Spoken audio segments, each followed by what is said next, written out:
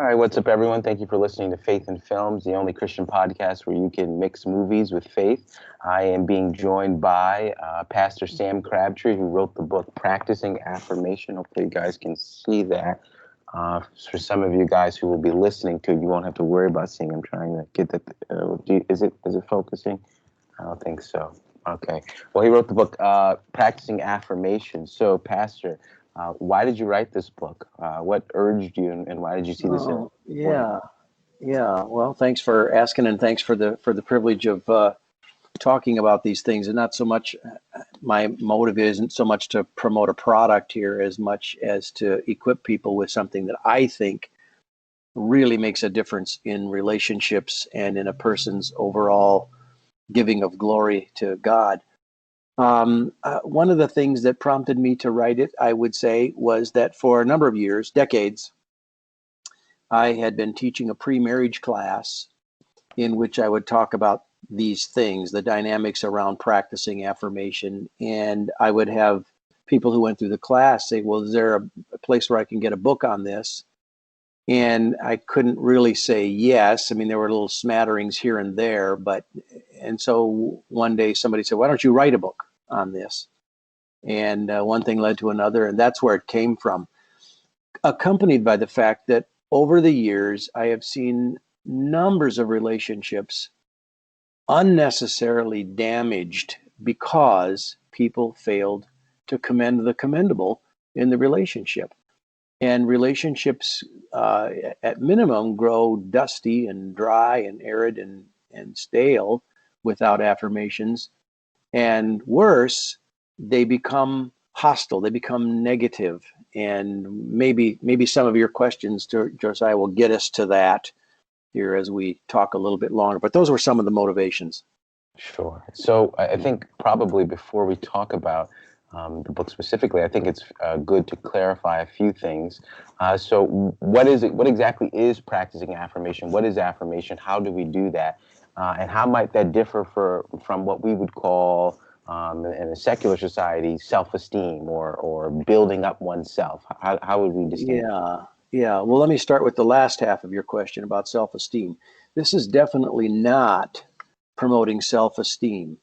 I would assert and allege that our culture has a plague of self-esteem. Me. We're all born this way. In the nursery, when we're at the hospital, and a baby's crying, he's not crying because that other baby over there is wet or that other baby over there is hungry. He's only interested in his own comforts and his own relief and his own advantages. And we grow up in that and we refine our skills at selfishness so that I would say, for example, jails today are they're populated with individuals who are all about themselves. It's all about me. If you own stuff, your stuff is my stuff if I can get away with it. And if you get in my way, I will knock you down because my way is the way that should be preserved.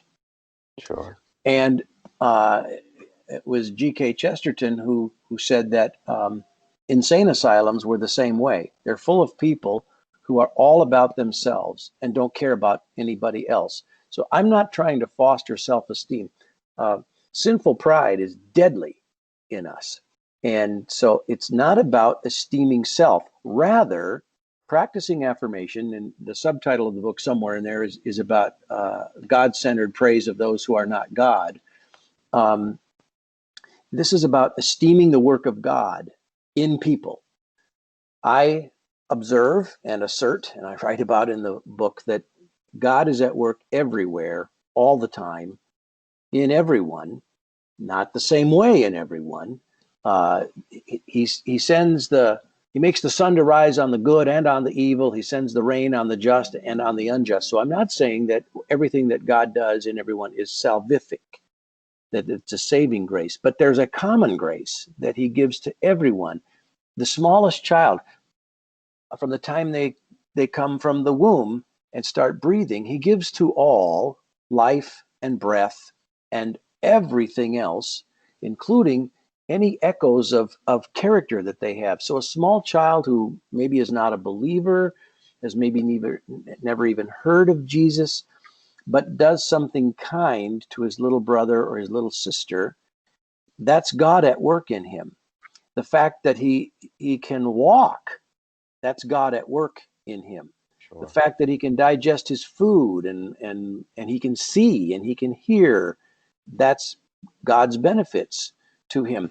And so what I'm saying is that we want to be on the lookout for what God is doing and affirm the work of God in others, including things that they do, behaviors that they demonstrate that we would call character.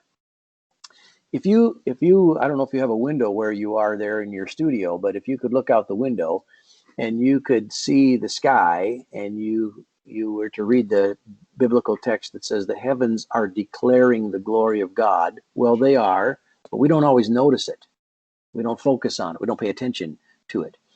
And it's the same with what God is doing in the people all around us, in our family, friends, coworkers, even the neighbors that bug us.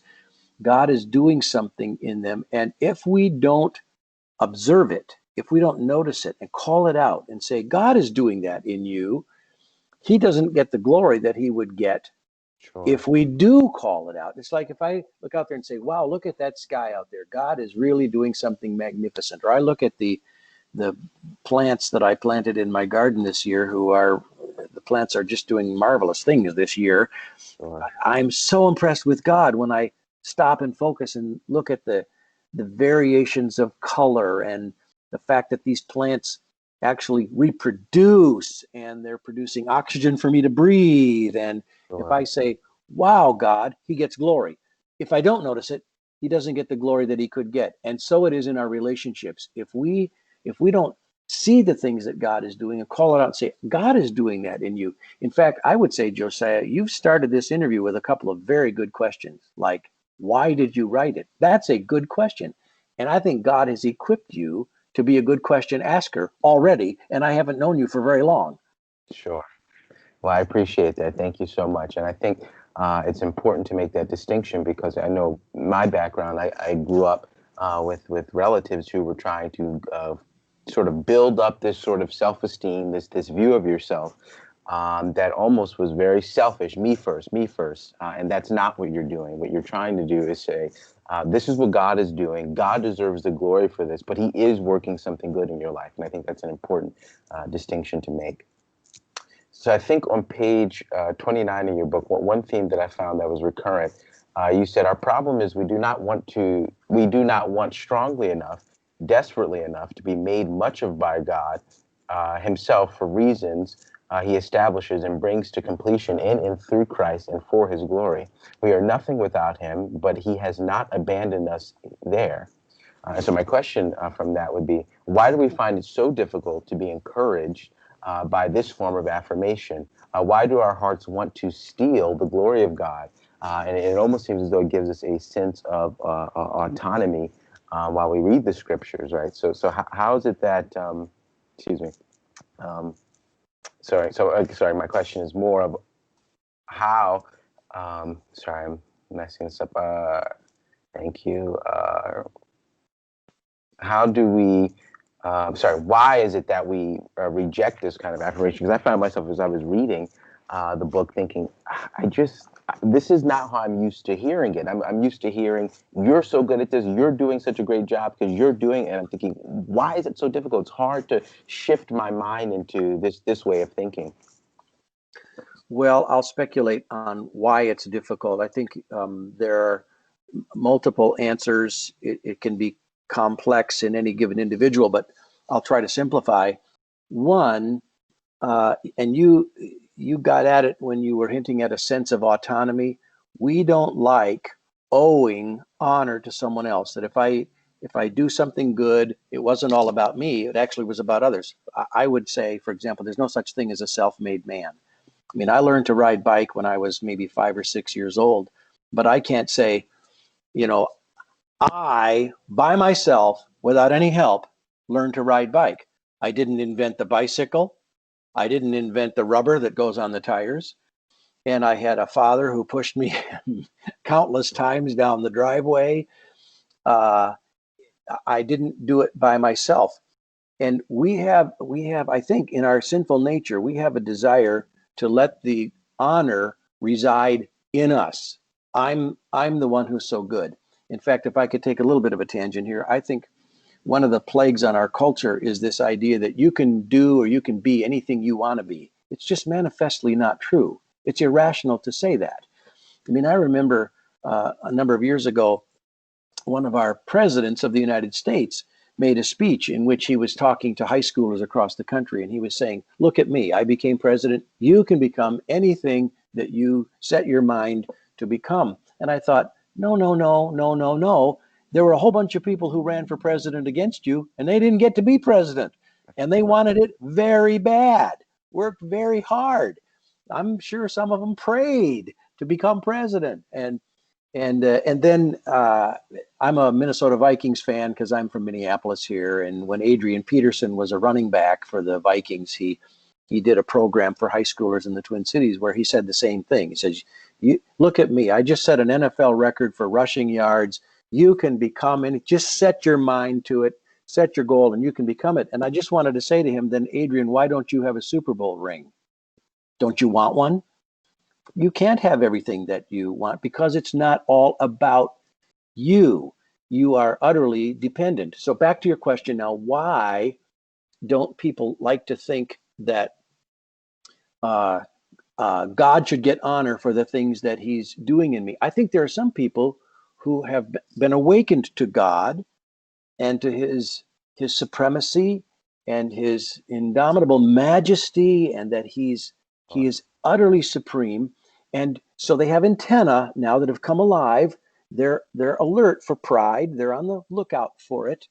And to think that we should be receiving honor seems like stealing from God. Aren't we to make our boast in God alone, they think? And so I think one reason that they don't want to, quote unquote, as you said, steal glory from God is they feel like this is stealing glory from God. But if I can clarify, I don't think it is. In fact, I would say there's something defective with a person who does not want God himself to praise them if it's for the right thing at the right time. For example, what believer should not want to get to heaven someday and hear God say, "Well done, good and faithful servant"? We should want to hear that from God. And so you pointed to page 29, but if we were to back up to page 27, I give a list of more than a half a dozen things that are good for us to be praised for, and yet God gets the glory for those things. Sure. Like Paul said in his letter to the Corinthians, I labored more than them all. So it sounds like bragging. Right. But he says, but it was the grace of God that was at work in me. So he gives the credit to God. God did it. I did these things better than others, but it was God who did it. So I can't really take the credit. I have to pass the credit right on to God. So to summarize, I think the two main categories of why people have a hard time with this God-centered praise of those who are not God is some are proud and they want the credit. They don't want God to get the credit for their lives. And some think that if they think, yeah, that I did a pretty good job. That was a pretty good podcast, Josiah. They think, oh, then I'm stealing credit from God. When if Josiah says, but God helped me have a good podcast. He gave me the opportunity. He gave me access to tools, and he's given me experiences that have fostered my thinking along these lines. God has been at work in me both to will and to do his good pleasure. Okay, now God gets the credit for your podcast, and you're happy about that. Sure. And I think that's an important distinction to make because, I've talked to people, and I'm sure you've seen it. You'll compliment someone, and they're kind of resistant to a compliment because they go, no, I didn't do it. It was all God, totally God. And they kind of push back against any form of, you did a good job there. So I think that's an important distinction. So you say on page 48, self-interest is not selfishness. Everyone knows to seek gain by means of someone else's loss is wrong-headed. But if you seek to be rewarded by enriching someone, that is not selfish. So in your book, you explain that there's a reward for affirming those. And so my question about that is, so we've made the distinction between self-esteem and practicing affirmation, which are not the same thing at all. And now we're looking at, okay, how do I do this in a way where it is not selfish of me, or I'm not Yeah. seeking after my own gain. And so I'm sort of using, in a sense, compliments to someone to sort of manipulate the Yeah. way that Yeah. they Yeah. respond. So how do we do that? It's an important question, and you're wise to ask it, I think, because the line between I would add a word. I don't want to do it for my own gain. I think you don't want to do it for your own selfish gain, but there is gain in being selfless. I think the question that you're asking is, does this sense of I get some satisfaction or fulfillment or delight or reward from helping others, does that violate the law of love, which says love seeks not its own? If I'm trying to get a reward, doesn't that just contaminate the whole thing and disqualify my good deeds? They're not good anymore because, well, I'm going to get commended out of the deal. Well, I'd say no. It increases, this process increases our joy when we take delight in the fulfillment of others. Romans 12:10 says, now I can't remember what it says. It says honor. Um, I got to look it up. Honor others. This is terrible. Good thing I remember the reference. Romans 12:10. Outdo one another. That's what I was looking for. Outdo one another in showing honor. Okay. So what I think of in my life about that is I make it an Olympic event at our house.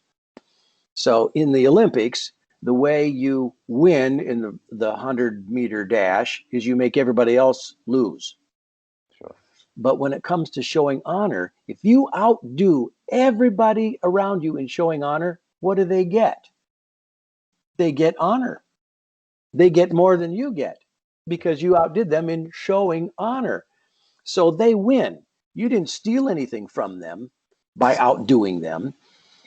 They get more honor than you get, and you get the satisfaction of doing it. And this is not a hard thing for parents to see illustrated in their own life. They love when their children achieve. They love helping their children achieve. And when their children do a good job, either just taking their first steps, or when they're a very young child and they, oh, you're a good helper for mommy, putting the broom in the closet or whatever, the parent is getting pleasure and satisfaction from the achievement of that child, but it's the child who's winning, the child who's developing. So it's not as though I'm going to win by making you lose. I get delight in your accomplishments. It's like a coach who Sure. coaches a champion. When that athlete gets the championship, the coach is delighted, thrilled, pleased. We wouldn't say, "Wow, that's selfish coach. What is wrong with him?" Nothing. He helped his athlete become a champion. Or as the Bible says, there's no greater joy than knowing that your children are walking in the truth. Now, when you help your children walk in the truth and you get that joy, that's not selfish because you've equipped your children to walk in truth. What do you want them to do? Walk in lies, be deceived, get Sure. tripped up by falsehood and bad thinking? No, you want them to walk in the truth. That's good for their sake. And it gives you great joy. So it's a both and, not an either or. It's not a zero-sum game where either they win or you win. When you take delight in the winnings of others, you win. Yeah, now this is interesting because as you just pointed to Romans 12:10, outdo one another in brotherly love. I just thought of a brother in Christ at my church who had started attending the church, and he bought me something. And I thought, oh, no, I have to outdo him in this and showing honor. And so I said, this would be a great way of going back and forth. And so I've actually made that my goal. So quoting that verse, it's clear that that's in Scripture, right? Why is it that we miss that when we're reading the Bible? Well, why do we miss 1,000 things that are in the Bible? I mean, I've been reading the Bible for decades, and it just repeatedly surprises me when I'll read a text and think, has that been in here the whole time? I've read the Bible countless times, and I didn't see that, and here it is, just laying there right out in the open. Yeah, So I'm not sure I can answer the question about why we don't see it, except we sure. might be preoccupied by other things, or we might have been raised a certain way that kind of mitigates against it, or we've had bad models, or just absent models, just people that haven't demonstrated it very well. Yeah, and I think that's probably true, that there may have been, in some cases, from what I noticed, in some cases there are bad maybe examples, or not great examples, and but they're mitigating against what you're seeing. So you're reading the Bible, and I heard one theologian say that we come to the Bible with theology, and the Bible interprets or corrects our theology. And sometimes we have this theology that it can't possibly be praising others. We have to be praising God only, in the sense that it's not thanking others for the work that God is doing in their life.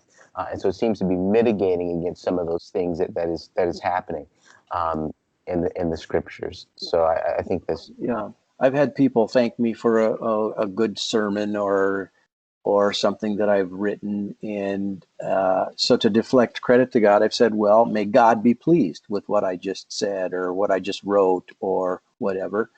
And there have been people who have expressed affirmations about this or that, and to fulfill the Romans 12 thing, to show them honor, I just kick it back to them and say, well, you're very alert to notice the connections that I was making, or you're very kind to take time to want to commend somebody who said something or wrote something, and to observe that God is working in them, that they noticed that he was working in me. Sure. So I think one point you make in the book about this, in the chapter where you discuss some of the mistakes you've made. Oh boy. So I'm going to press this in. You bring in one of the mistakes is thinking that this is something optional, and you quote James chapter 3, I believe verse 10. On page 33, you say, "To becoming Christ-like, admittedly, something may glorify God like heaven and rocks, and not be Christ-like in the way people can be. But if a person grows in Christ's likeness, abiding in him by faith, that person will sooner or later glorify God, perhaps sooner and later. The reason we ought not to curse people are they are created in the image of God. We ought to affirm the likeness of God that we see in them." Okay, so important about that is that you're actually saying that this is a scriptural kind of mandate for believers to fulfill. Yeah, I think it is. And it's not just mere or sheer duty or obligation, like, well, God has asked us to do this difficult, stupid thing of affirming others. It's not that. It's a fruitful thing to do. We reap benefits by becoming a person who commends others. We become more alert to the good things that God is doing all around us. We become more positive. We're more uplifting to the environment that we live in, the home, the office, the school, the wherever we live. People find us easier to be around. We become more believable because they know that we're not just some old crank who's always raining on everybody's parade, and we're Chicken Little and the sky's falling and it's all bad news all the time. We're not. To commend others brings benefits into our lives, including gaining a hearing.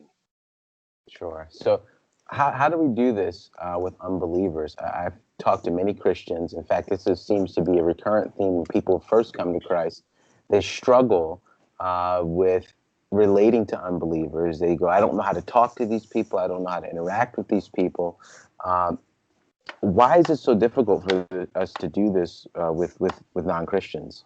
Well, the same question. Why is it so difficult? There can be a number of reasons, but I think the difficulties don't have to be the same as impossibilities. I think a person can start doing it and get good at it. So here's a couple of examples. Here's a very street level pedestrian way in which I habitually commend others is when I'm checking out at a store, let's say Walmart or Target or something like that, go through the line and I've paid for everything and they're handing me the receipt.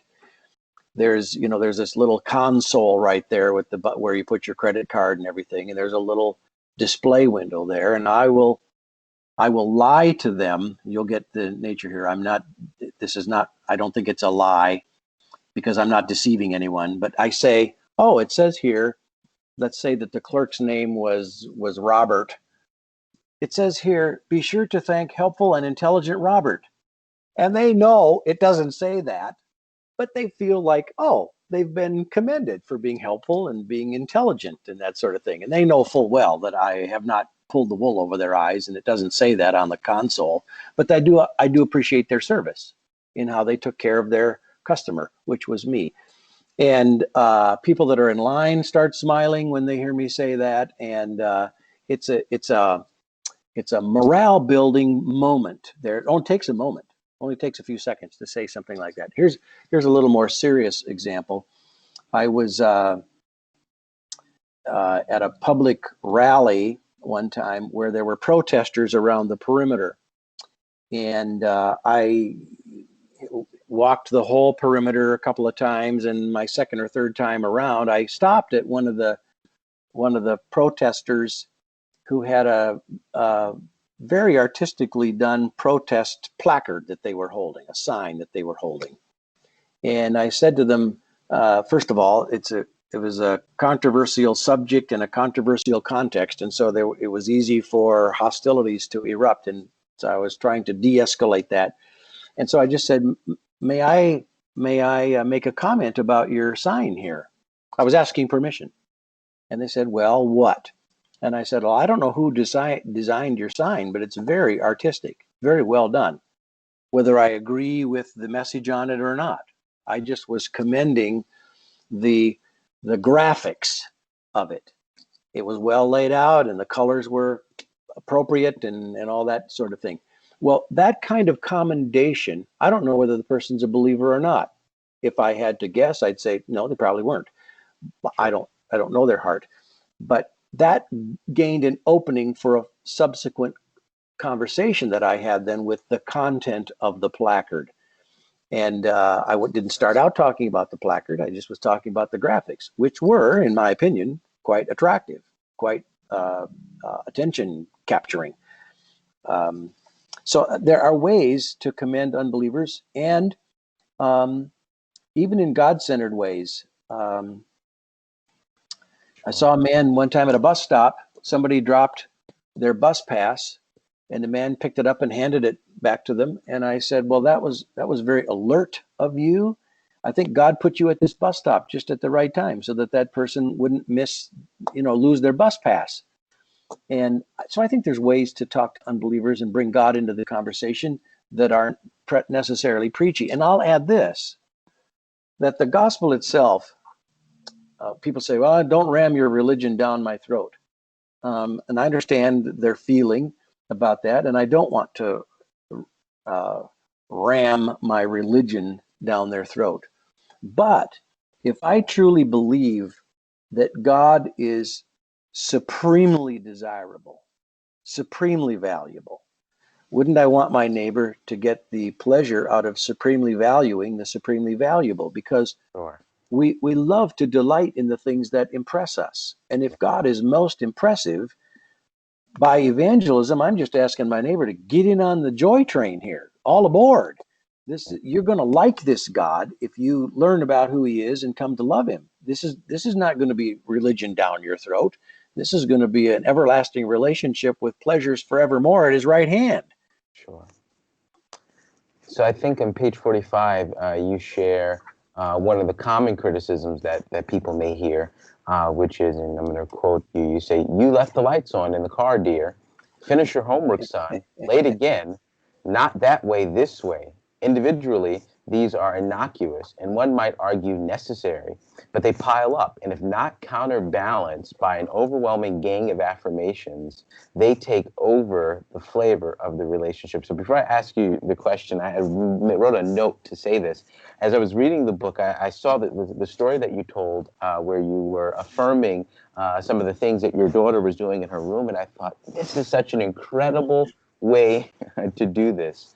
And it's just in the little things that happen. So two questions actually. How do we do that in a way where when we compliment people, they're not thinking, "Oh, you're flattering me. This is not a big deal," and so they don't receive it. Mm-hmm. Yep. Yeah.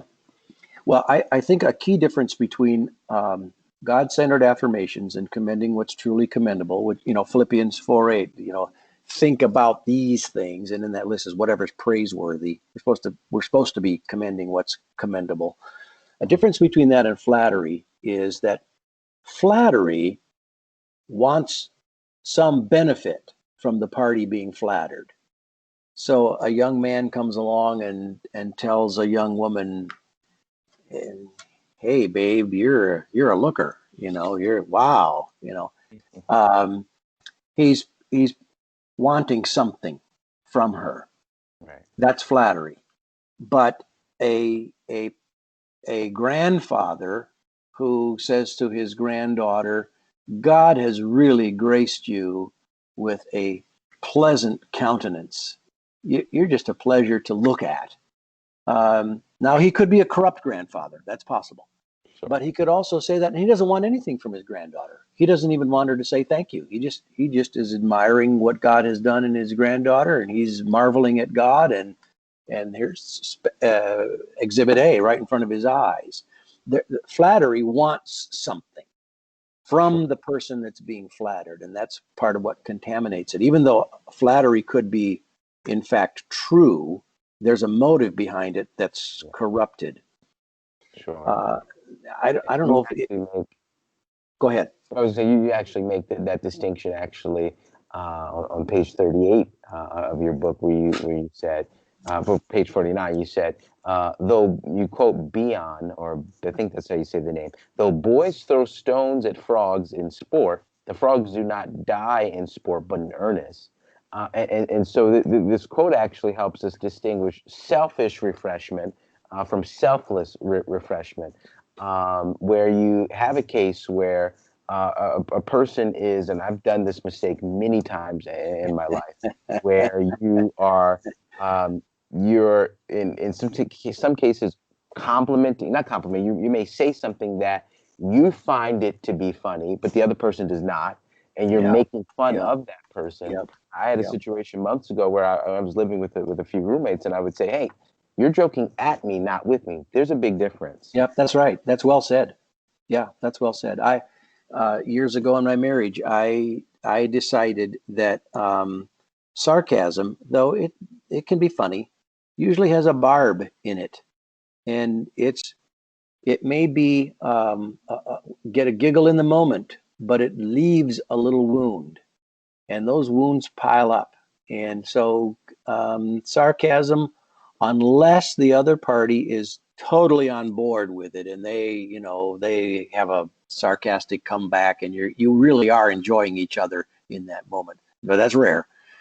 By and large, sarcasm, I think, or double leveled messages, like it's now I'm making this up now, but it's a good thing that I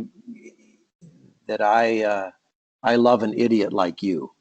Sure. Well, now what is it? Is it good that I love you, or am I calling you an idiot? And I think the idiot part cancels out I'm trying to say that there's endearment between us and there's belongingness between us. I think the person, and the more it happens, the more they're likely to shrink back and think, you really aren't for me.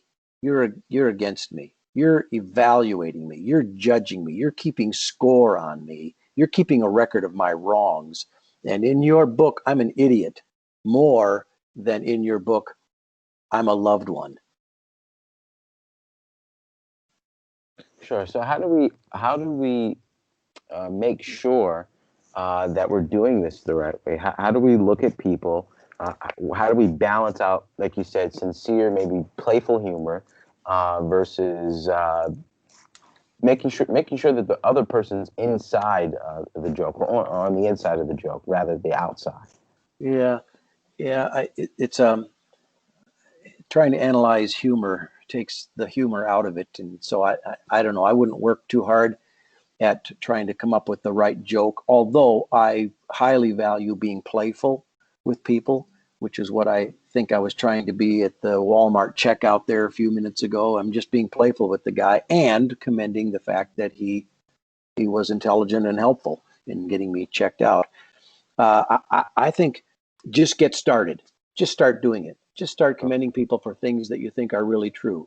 Now, if you say to someone, Um, let's just say that a woman says to her husband, "I just think you're the smartest man in the whole world." Well, if she doesn't really think that, he's going to smell a rat. He's going to wonder, what are you up to here? And exaggerations are by definition false, and so that's not really building a good foundation. I would say that if she thinks he's the smartest man in the world, she should say so. And I don't know if our call just ended. Are you able to answer that question? Yeah, I'm hearing you. Yeah. Okay, all right. Because my screen you disappeared on my screen here. Um, so just start saying true things that you find are commendable, especially if they have to do with Christ-like character. If a person is honest, if a person does something loving, if a person does something that is gentle and sensitive and kind, even if a person does something bold and courageous when they might have otherwise cowered, if a person does something that's very diligent, they've been doing hard work, you can commend those things in believer and unbeliever alike and give credit to God. I think, when I see a grandchild share something with their sibling, a toy, and I say, God is helping you to become like God, which is generous. God is the most generous being in existence. And when you share your toy with your brother, you're being like God in that way, in that generosity. So anyway, I think people just need to just get started at doing it. Just jump in and be on the lookout for good things that people do and affirm them when they do those good things.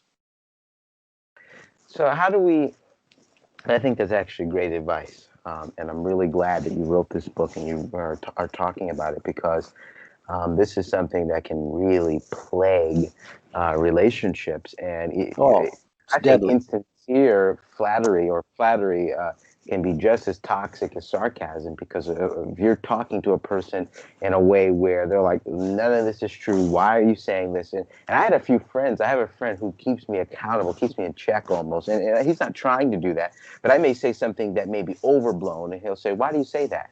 And it makes you give the reason for what you said, and now you're busted. So now you seem insincere. Um, so I really appreciate that distinction that you make here. So on page 38, you say truth telling, and trying to show that affirmation, while important, is not the most important thing. You say truth telling is more important than affirmation, primarily because kids may shut out all information. So when a parent is affirming a child, you say they may shut out all information. So what advice can you give to a parent who may not have been transparent with their child? I was just talking to a pastor's son recently, and he told me the one difficulty I have with my dad is that he's not transparent. And so any advice, it's amazing that you wrote this, because as I'm reading this, I'm looking at a conversation I'm having with a friend where he's saying, this is happening in my life where they're not being transparent. I don't want to hear anything from them. I don't want to talk to them. How can a parent, in this case, mend that broken relationship, and how can a child become receptive to that? Yeah, well, it's a good question, and it's a painful one in many relationships that have found themselves in a hole. They've become bankrupt. Oops, I didn't shut off my ringer here. Got to shut that off. There we are. Um, uh, the way to mend a relationship is apologize.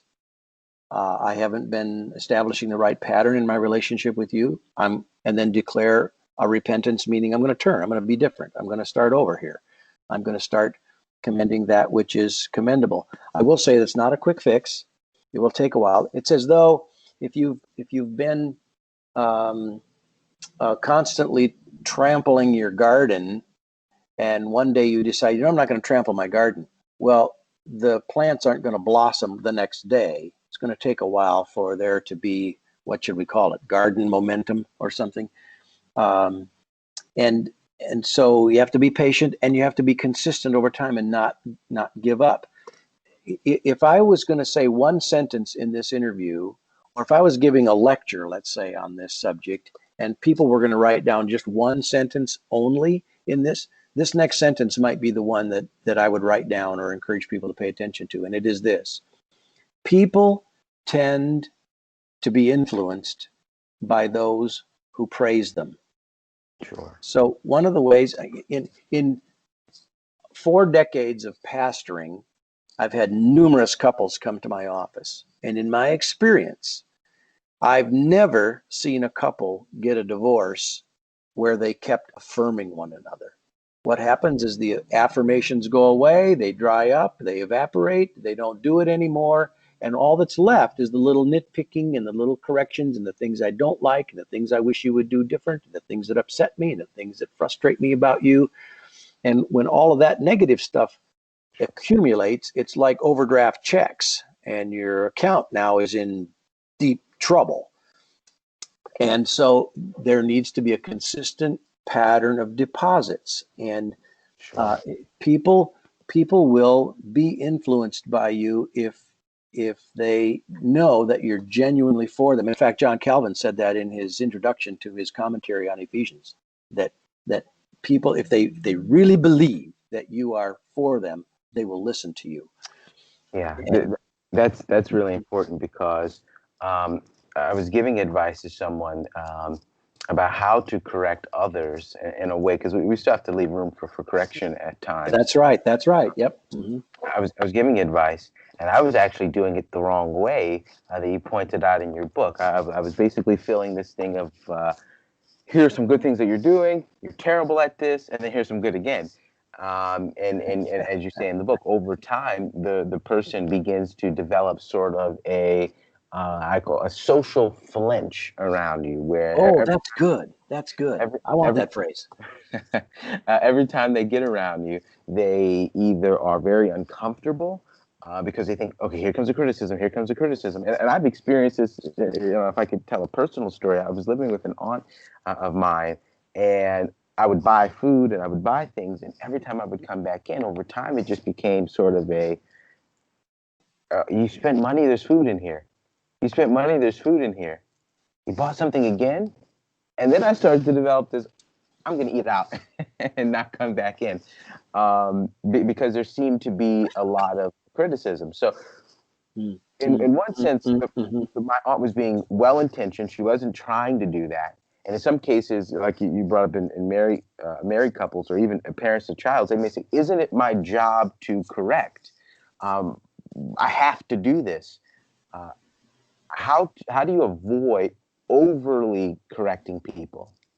Well, what I want to emphasize is that you may have corrections to suggest in another person's life that are absolutely right and godly and spot on. I mean, they're just right on target and they're needful. But what I'm saying is, if there hasn't been a consistent diet of affirmation from you toward that person, they won't hear your correction, even if you're right, which is why a lot of teenagers tune out their parents, because their parents have been kind of a conveyor belt of, do you have your schoolwork done? You know, hang up your coat. Don't leave your shoes there in the living room. You know, you're go to bed. You're staying up too late. How come you were late for breakfast?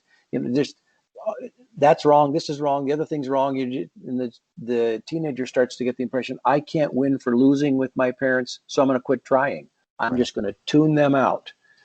And that's when they start to get affirmation from some cute thing at school. And that cute thing now has power because they affirm. And you know, that's really important because I've said this for a while, even before I read the book. But I'm glad that you're confirming what I was thinking in that I was saying, if you're giving, I would say this to my father, you know, I have a great love for my dad, but he would, over time, it became more and more critical. I said, Dad, when you give advice, the goal should be that the person hears your advice, not that you're just giving it. Right. But Yes. some people can develop a sense of, because I'm in this role or in this relation to you, it doesn't matter how I say it, how often I say it, you're going to hear it. And there may be some validity to it's true, follow it anyway. But there's definitely a way to tailor the way we do this so people are more receptive. We don't create some sort of a stumbling block for our corrections. Yeah, you gain a hearing by commending the good things that people are doing. And we're all thirsty for this. We all want to be commended for things that we do, even if we fail in doing them. You know, the young wife who tries to cook a nice meal and it doesn't turn out so good, but her husband says, I love that you were creative in the kitchen and you tried this. This is good try. That was a good effort. You know, well, she's more likely to try things again than if he said, well, that was burnt. Um, that kind of criticism will close her off to him, close her up toward him. Whereas affirmations will keep the relationship open and fluid and welcoming. And the input of the husband who says, now I love that you tried that. That was really good. And you were trying to please me. How many husbands would love to have a wife who likes to please them? I'm so fortunate to have a wife like you. Now it could use a little more salt. You know, that can, okay, that comment goes down way more easy than Yeah. if he just says, man, this needs salt. And that's all he says. Right. Yeah, that's certainly true. I have to thank you again for this book because it really saved one of my friendships because it was becoming too critical, and this is Wow. something that I have Wow. inclination to do that. And as I was um, reading it, I said, oh, I have to do this more frequently. I'm thinking I had a sense that I'm criticizing my friend too much. I'm coming in too strong with the sword every day, every day. I need to change this. And as soon as I started changing this, my friendship was restored. Not right away. It took a few days of Oh, sure. continual Oh, sure. Yeah. thinking about it. And this is why I love it in your book. You actually, it's amazing. You write 100 ways to affirm people. Like, this is incredible. I was thinking, how can I do this? I said, maybe I should set up a time that I'm going to think about how to affirm my friend so that they feel affirmed. And I started to do that. And after a few days, I saw a relationship restored, which is incredible. And so I want to thank you for that. I do want to say it's clear, because you were pointing to this earlier, the power of affirmation can be observed even in children, amongst their friends, Mhm. who they're influenced by. On page 54, you say, consider the behavior of gangs. A young person may find that he does not get any praise from adults in his life, but when he sprays the bridge, the gang howls with joy. Uh, Guess who has influence over him? So explain how affirmation, if not given by the appropriate person, can lead a child to following a wrong example. And in answering this, this is actually will be an encouragement to parents, but really this applies in all contexts to affirm people. So how Yeah. can we do this? Yeah. Well, um, part of the how is just the Nike slogan, just do it. Um, Years ago, I taught for a number of years in the public schools, and I discovered that I could take the most mischievous student, keep them after school alone, and help me do things around the classroom. You know, clean the back in the days we had chalkboards. If anybody can remember what those were, and I could have him help me staple things together or move the furniture or just help out in the classroom. And I could do it with one student, even if he was the most rebellious individual. But if I kept two of those rebels afterwards, oh my, what trouble.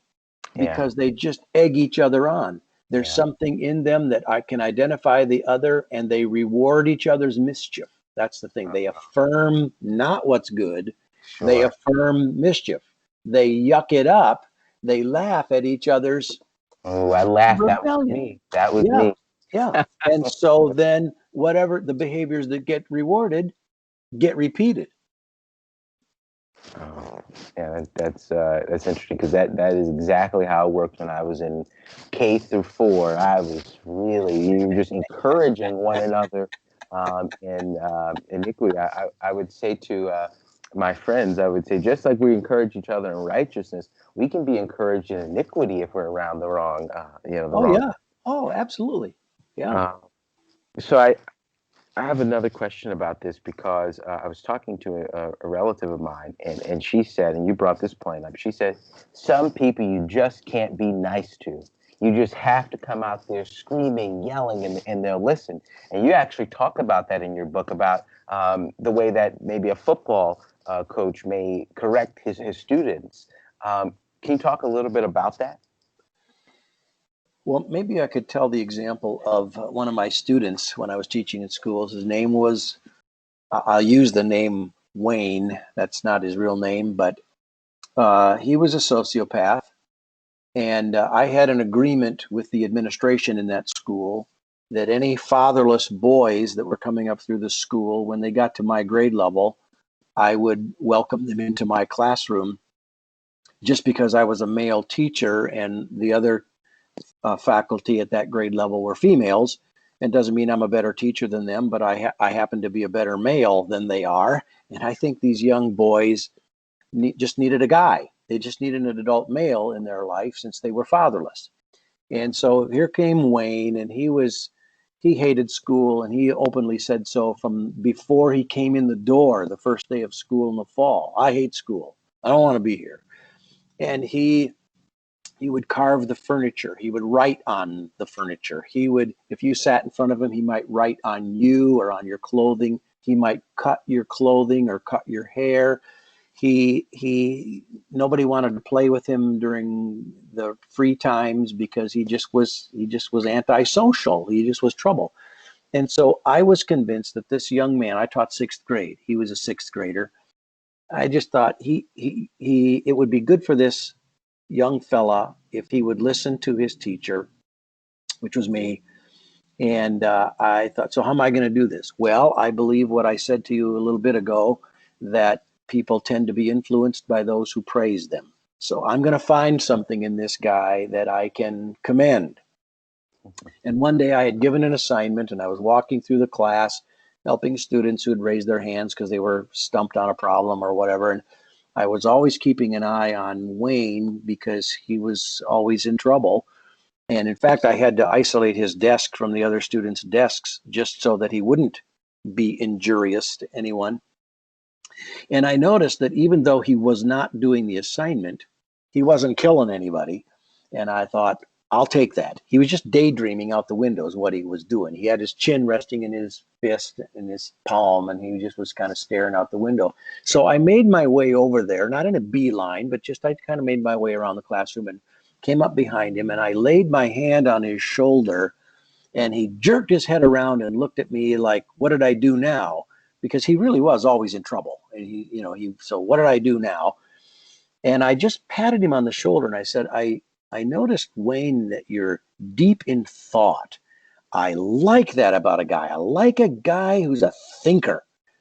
And I didn't do it, but I thought of this years later. I wish I'd said, it's God who says, come, let us reason together. God likes thinkers. Excellent, excellent. But I didn't think of it at the moment. But I just thought, I like a guy who's a thinker. And I went on my business, helping the other students, but keeping one eye on Wayne. And I noticed that he was, with his eyes, just following me around the room. Like in that very moment when I said, I like a guy who's a thinker, he had the look on his face, I can still remember it, that was like, so that's what a compliment feels like. Wow. It's like he'd never had one, because he wasn't good at music, so the band teacher didn't want him. He wasn't good at sports, so he wasn't on any of the teams. He wasn't a good student, so he didn't get good grades or good accolades. He wasn't getting commendation anywhere. And so here comes a teacher who says, you're a thinker, and I like that. So I would make my way around the classroom, and when I would slowly turn to look in his direction, he would snap into that position, look like he was thinking again. Now, what's happening there? I'm gaining influence. Yeah. He likes to be commended for being a thinker. Sure. And I tell a little more of that story in the book, but I think people, I mean, he was antisocial. He was a sociopath. I mean, he was trouble. He would ruin school property. I mean, he was trouble. And I've lost track of him. I don't know what came of his life. I'd like to say, he became valedictorian and went on and had a call to ministry and became a podcast host like you are. Sure. But I don't know what happened to him. But I just would say that I was gaining influence on him by commending. Really important advice, because I even have I was talking to one of my sisters who recently became a born again Christian, and we were talking about some of the issues within our family dynamic, and I said one of the things is we're not used to affirming people. We're not used to hearing affirmation, and so like you described with Wayne, there's almost a look of, did they just say this to me? Right. That's right. uh, He was incredulous. Yeah. and it certainly gains a level of influence, even for the gospel. Very important. That's Um, right. people are willing to listen to you. Um, so there are, let's see. Okay, two things. How is it that we can do this with our relatives, our kinsmen according to the flesh, who are not used to it? There may be a tense relationship, and it seems to be always more difficult when it's family members to begin this pattern. Easier to people outside, but how do we start doing it Yeah. in a family Yeah. situation? Yeah. Well, here's a couple of examples. I was at a family reunion some time ago, and it just happened that there were some adults, happened to be women in the kitchen fixing some food, and some of the teenage girls came in there, and I just said to the first teenage girl, I said, "Tell me something you admire about your mom." So I was inviting her to commend her mother. I wasn't the one doing the commending, but I mean, everybody just kind of stopped their hubbub and they were tuning in like, oh, this is going to be good. This is going to be interesting. I wonder what she'll say. And so she came up with something that she commended her mother for. That was a really good thing. And then I said, so, Mom, what do you really admire about your daughter? What is it there about your daughter that you wish you were as good as that at that as your daughter is? I mean, really elevated the daughter. Sure. And the mother came up with something. Well, you can guess that the environment in there was very healthy at that moment. And people liked it. Nobody said, well, this is a stupid game. Let's get on with slicing the meat for the sandwiches or whatever. And so then we went to the next young woman that was in the room and her mother and so forth. So that's one example of how you can just do it right out of the blue. Just, what do you admire about your dad, or what do you admire about your grandpa, or whatever? The other one was, we had a different family gathering at Thanksgiving one year. And I said, well, before we leave the table, let's just go around and when we get to person A, everybody at the table say things that they admire about person A. And then let's get to person B, and everybody say things that you really admire about person B. And it was people were in tears at how significant it was to them and how uplifting it was and how important it was to them, and it became a memorable thing. Well, it's not hard to do. Sure. Nobody needs you don't have to read my book on how to do that. Just say, what do you affirm about that person? What are they so good at, especially if it's a character quality? Sure. However, I would say you definitely want to read the book. I got this book 2 weeks ago in the mail, and I was sitting in the car with the lady at my church. She just grabbed the book, and I was like, yes, here we go. And I just said, let me read a sentence in the book. I open up, and it has 100 ideas for those who feel stuck. And I went, oh, I'm in love now. This is my favorite book of the year. And the lady actually laughed at that. So if there's any reason at all to get this book, it would be the 100 reasons at least that we couldn't go through now, but 100 reasons as to how to affirm people. I've never seen a book more practical in my entire life that not only tells us what to do, but May then God be says, pleased. how do we do this in a way practically? And I've read tons of Christian authors where they'll give you a lot of advice, and the books will be good, and you'll say, okay, now how do I put this into practice? And this book does that. So that's incredible. One Well, thing you thanks. mentioned, um, one thing you mentioned is we want to avoid toxic reciprocity, is what I'll call it. Having this idea that I'm affirming people, they're not giving it back to me. How do we avoid that? Well, I think we need to. And by the way, let me back up on those 100 practical suggestions. I did have one guy contact me who had gotten a copy of the book, and he photocopied those 100 reasons and cut them into 100 strips, and he taped them around his shaving mirror. And he decided that every day I'm going to pick one of those, pull it off the mirror, and I'm going to do that for somebody today. And I thought that's a creative idea. Okay, now back to your question. You want to restate the question? Yeah. How do we avoid what I'll call toxic reciprocity, where we Yeah, have a yeah, fear Yeah. that a person is, we're affirming, and people are being commended, but it's not coming back to us, and so we get bitter about that. How do we avoid that? Yeah. Um, when Paul was writing about Onesiphorus, he said, may the God of mercy be merciful to you, Onesiphorus, for the service that you rendered to me. So there are three parties. When you affirm somebody else, it's not just you and them. God is watching, and sometimes you affirm the other person, and the mercy or the grace or the reward comes from God. And some people would say, well, isn't that selfish again? You're looking for rewards. I think God himself in the Bible says in Hebrews that you can't come to God unless you believe that he is and that he's a rewarder. Yeah. You have to believe that he's a rewarder or you won't have any incentive to come to him. Wow. Wow. That's And, incredible. and so, and Jesus said, if anyone so much as gives a cup of cold water to these little ones, he won't lose his reward. Well, it's not the little ones who give the reward.